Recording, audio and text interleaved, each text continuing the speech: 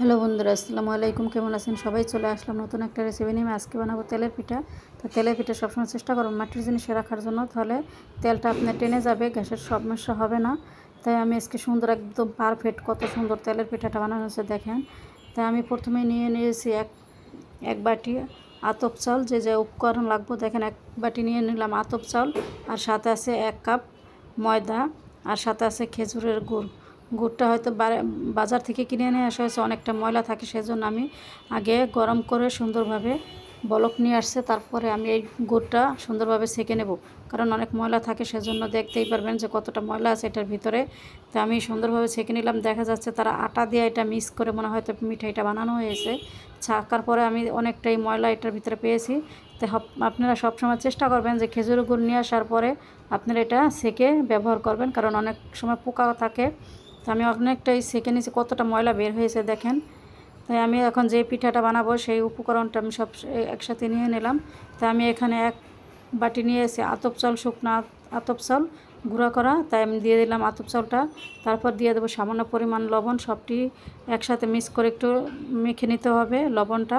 তারপর আমি যে গুড়টা গরম করে রেখেছিলাম, একটা হালকা গরম আছে, তা আমি একটু একটু করে দিয়ে দেবো। তারপর সুন্দরভাবে আস্তে হাতে এগুলা মাখতে হবে, অল্প অল্প করে দিবে, কারণ একসাথে দিতে গেলে দেখা যান আপনার কাইটা অনেকটা নরম হয়ে যেতে পারে, সেই জন্য আমি অল্প অল্প করে দিয়ে অল্প অল্প আস্তে আস্তে লাড়তে হবে। এটা খুব সুন্দরভাবে আপনি যতটা ভাবে আপনি হাত দিয়ে চাটকাবেন, ততটা পিঠাটা আপনার সফট হবে একদম। দেখেন আমি যেরকম রুটি যেভাবে কাই করে সেইভাবে আমি করে নিলাম। তো আমি যে ময়দাটা রেখে দিয়েছিলাম সেই ময়দাটা আমি এখন দিয়ে দেবো। ময়দাটা দিয়ে আবার কিছুটা সময় আমি সুন্দরভাবে কাইটা ভালোভাবে হাত দিয়ে চাটকে মাখতে আসছি। দেখেন কত সুন্দর একদম আটা বানানো, যে রুটি বানানো সেরকম কাইয়ের মতন করে নিলাম। তাই আবার দিয়ে দিলাম যে গুড়টা আমি রেখে দিয়েছিলাম, ওই গুড়টা দিয়ে আবার ভালোভাবে হাত দিয়ে মাখতে হবে। এরকমভাবে বারবার আমি ধাপে ধাপে সুন্দর করে মেখে নিচ্ছি। আমার কাইটা একবার খুব নরম হয়ে গেছে, দেখেন কত সুন্দর। এখন আমি দিয়ে দেবো আরও, আমার গুড়টা শেষ, সেজন্য আমি আবার দিয়ে দেবো এখন পানি, গরম পানি, হালকা কুসুম গরম পানি করে রেখেছিলাম, হালকা গরম কুসুম পানি দিয়ে দিলাম। এখন সুন্দরভাবে একদম আস্তে হাতে সুন্দরভাবে লাড়তে হবে। দেখবেন আমার কাইটা কত সুন্দর একদম পারফেক্ট হয়ে যাবে। এইভাবে যদি আপনি তেলের পিঠা বানান, দেখবেন একদম পিঠাটা খুব সুন্দরভাবে ফুলে উঠবে, আবার খুব নরম হবে। তো আমার কাইটা পুরোপুরি হয়ে গেছে করা। এখন আমি একটা চুলার ভিতরে একটা কড়াই বসাই দেবো। কড়াই বসাই দেখেন আমার তেলটা গরম হয়ে আসছে। তেলটা পুরোপুরি ভালোভাবে গরম হয়ে আসতে হবে, নাহলে পিঠাটা আপনার সুন্দরভাবে ফুলবে না। আমি একটা একটা করে সবগুলো পিঠা আমি এইভাবে ভেজে নেব। আর অনেকে বলে কি সবার হাতে নাকি তেলের পিঠা ফুলে না, নরম হয় না। তো এইভাবে একবার ট্রাই করে দেখবেন, ইনশাল্লাহ আপনার পিঠাগুলো খুব সুন্দরভাবে ফুলে উঠবে এবং নরমও হবে।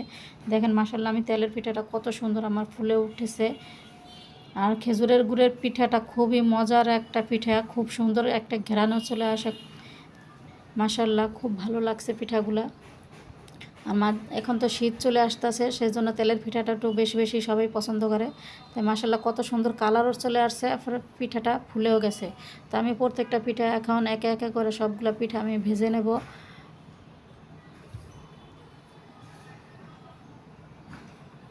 দেখেন কত সুন্দর প্রত্যেকটা পিঠাই কিন্তু আমার ফুলে উঠছে, কত সুন্দর কালার চলে আসছে। আমার সবগুলো পিঠা এইভাবে ভেজে নিলাম একে একে করে। তাই আমি পিঠা ভাজানো প্রায় কমপ্লিট হয়ে গেছে।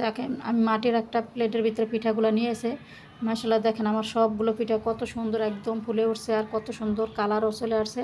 তাই ভিডিওটা যদি ভালো লাগে লাইক কমেন্ট শেয়ার করবেন, আর নতুন ভিডিও দেখতে হলে সাবস্ক্রাইব করবেন। সবাই ভালো থাকবেন, আল্লাহ হাফেজ।